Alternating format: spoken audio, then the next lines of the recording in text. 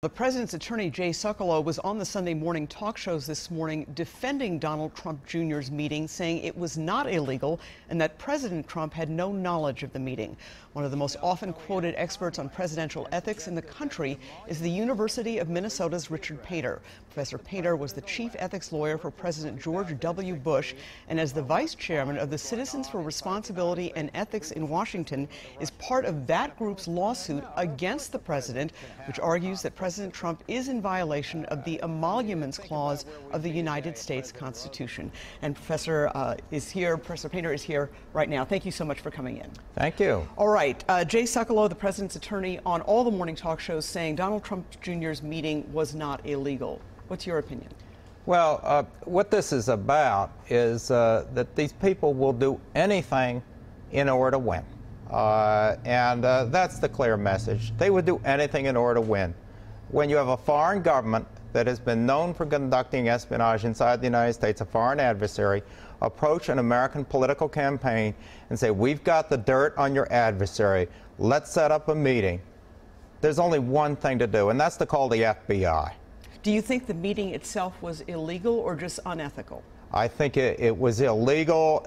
We have a range of different statutes to deal with this type of conduct. We have campaign finance laws, which prohibit foreign nationals and foreign governments from assisting with the United States political campaigns.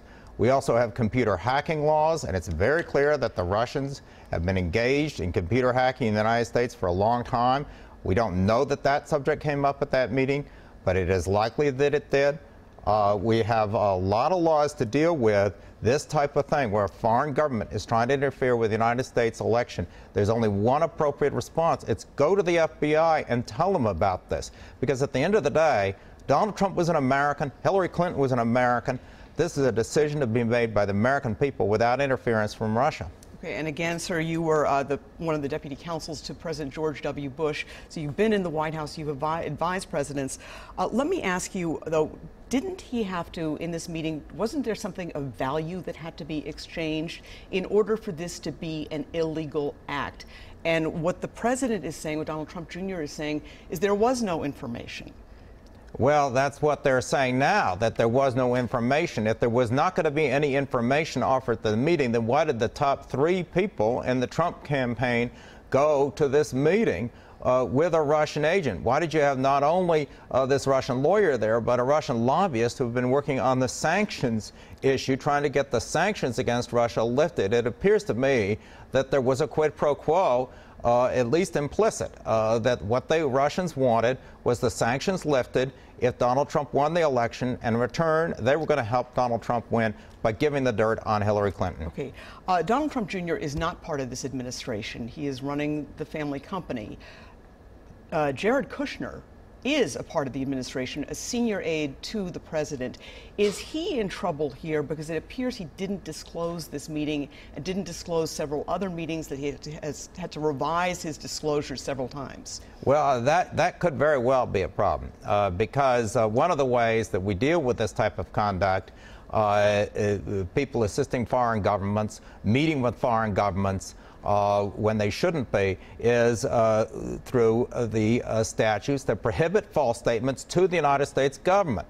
And false statements can be prosecuted. And so if he fills out forms and says that he had no meetings with the Russians, and he had these meetings with the Russians, that's a criminal act in and of itself. And we have a whole range of different people, a lot of people in this administration who've been lying about their contacts with the Russians. Let me ask you quickly, the lawsuit claiming that President Trump is in violation of the Emoluments Clause, that he's benefiting himself or enriching himself from foreign governments.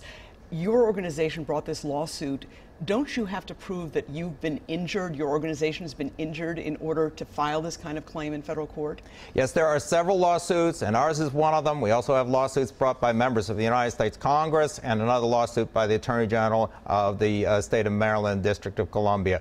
Our lawsuit on behalf of Citizens for Responsibility and Ethics in Washington alleges that our group, which focuses on conflicts of interest in government, has had to spend an inordinate amount of time and money focusing on the additional problems brought up through foreign government payments to the President of the United States which violate the Constitution.